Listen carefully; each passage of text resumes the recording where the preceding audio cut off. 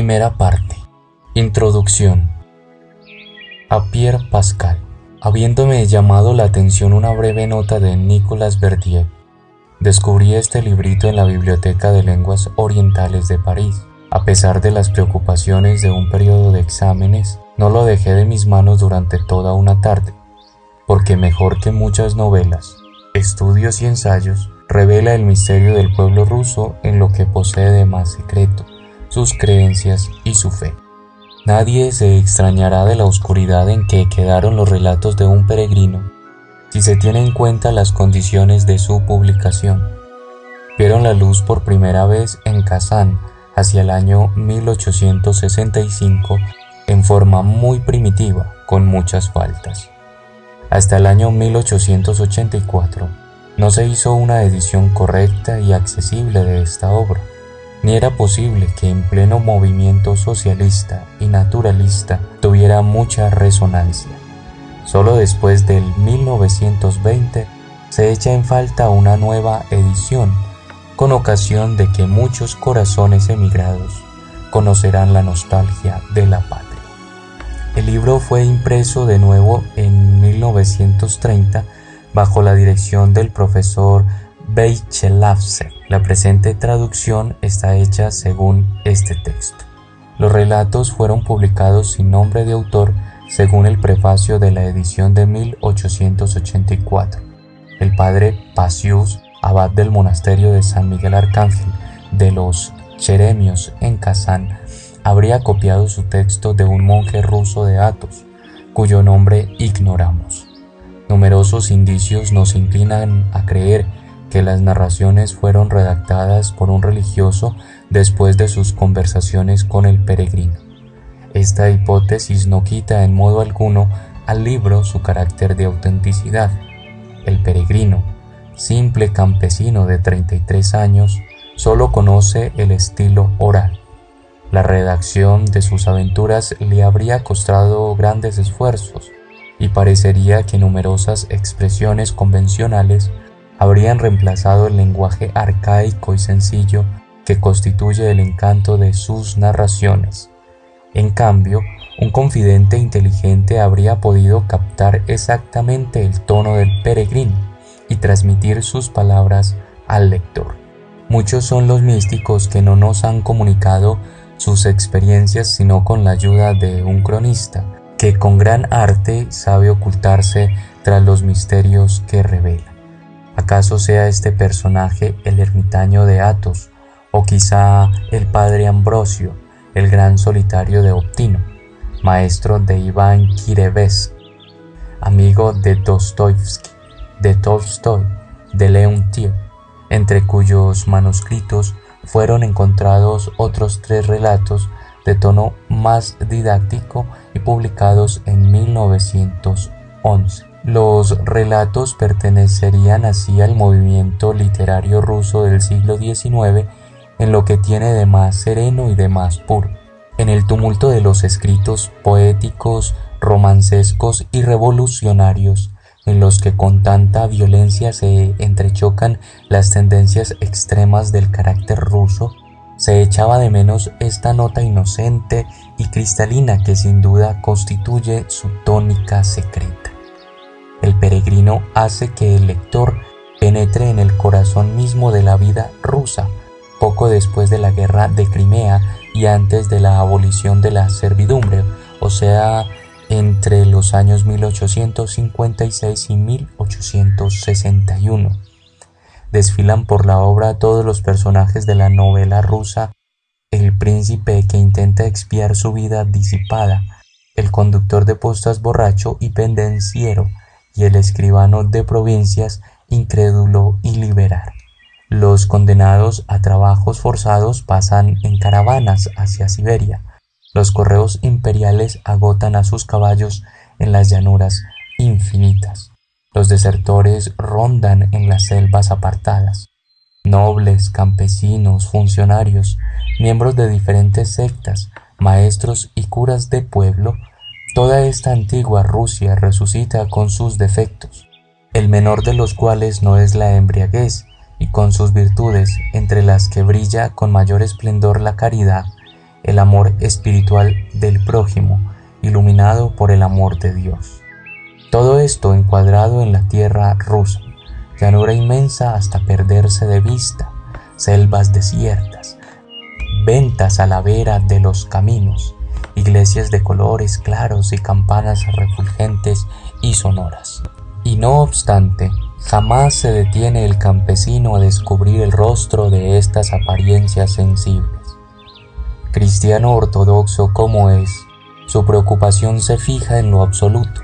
Para conducir sus pasos en este empeño, no tiene el peregrino sino 2 libros, la Biblia y una colección de textos patrísticos, la Filocalia. Basta este nombre para definir la escuela a la cual pertenece. Ruso del siglo XIX, el peregrino es un esicasta de calma, silencio y contemplación.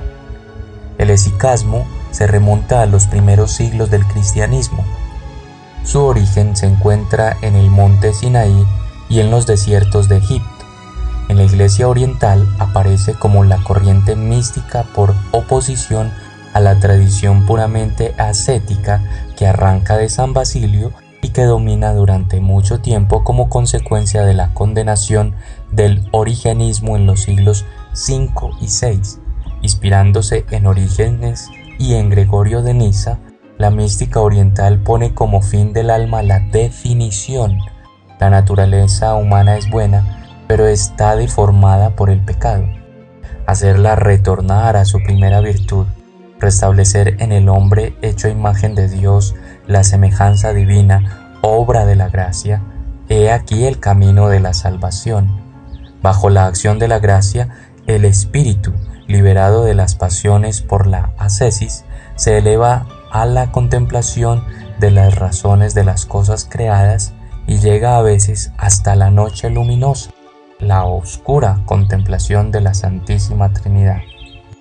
Tal es el fin al que se consagran los solitarios y los grandes místicos de los 10 primeros siglos cristianos, para fijar el espíritu en las realidades invisibles. Algunos de ellos adoptarán procedimientos técnicos tales como la repetición frecuente de una breve plegaria, el Kyrie eleison. Ningún católico se extrañará de esto, que no deja de tener semejanza con el rezo del rosario. Por estar unida al dogma de la resurrección futura, la idea de una participación del cuerpo en la vida espiritual es en sí profundamente ortodoxa. Así es como poco a poco se va desarrollando lo que un día, en medio de encarnizadas controversias, será llamado esicasmo. A partir del siglo XI, esta doctrina tiende a corromperse, bajo la indirecta influencia de San Simeón el Nuevo Teólogo. Se atribuye a las visiones y revelaciones sensibles exagerado valor. Nadie podrá ser considerado cristiano si no ha conocido y experimentado concretamente la gracia. Inquietante teología a la cual se oponen las palabras de Santa Juana de Arco a los doctores que le preguntaban si estaba en estado de gracia. Si no lo estoy, que Dios me ponga en él, y si lo estoy, que en él me guarde Dios. Más allá no puede ir el cristiano sin correr riesgos. La acción de Dios en el alma es esencialmente misteriosa, transpsicológica, empleando la expresión de Stolz. El andar tras las iluminaciones conduce en efecto al menosprecio de las prácticas ascéticas y a buscar medios considerados como más eficaces para llegar a las visiones, que es el peligro del camino breve y del quietismo en el que el alma corre el riesgo de quedar fulminada. Por parecida evolución se concede demasiada atención a los procedimientos corporales, a la posición del cuerpo y al papel del corazón en la oración. El esicasta del siglo XIV, que espera salvarse sin trabajo y sin dolor, olvida que en la vida espiritual todo es gracia y que nadie puede decir Jesús es el Señor si no es por gracia del Espíritu Santo. Primera de Corintios 12:3. Esta doctrina es la que, a pesar de las controversias del siglo XIV, fue transmitida a Rusia por el Stares Nilosorsky, 1433-1508. una de las figuras más puras del monaquismo ruso y el que quería que se prohibiera a los conventos poseer bienes materiales. Caída en el olvido, fue restaurada a fines del siglo XVIII por otro Staris, Paisius Belichovsky. Los textos hesicastas que reúne y publica en 1794 habrán de guiar a los solitarios y místicos rusos del siglo XIX. Vinculado a la monótona cadena de las generaciones, el peregrino encuentra la doctrina hesicasta deformada por largos siglos de historia, pero su espiritualidad es pura. Si por momentos parece creer que solo la práctica de la oración puede llevarlo a conocer cuán bueno es el Señor, su amor de Dios es demasiado grande para no ser de origen sobrenatural. El ascetismo casi espontáneo de su vida es también una guarda para él, viviendo siempre errante de una parte a otra, no teniendo siquiera una piedra donde reposar su cabeza. La oración perpetua es ante todo para él el medio de fijar la atención sobre el misterio de la fe y de hacer volver al alma hacia esa misma fe. Su espíritu permanece siempre en actividad y su fe se ilumina por una ardiente y sincera solicitud.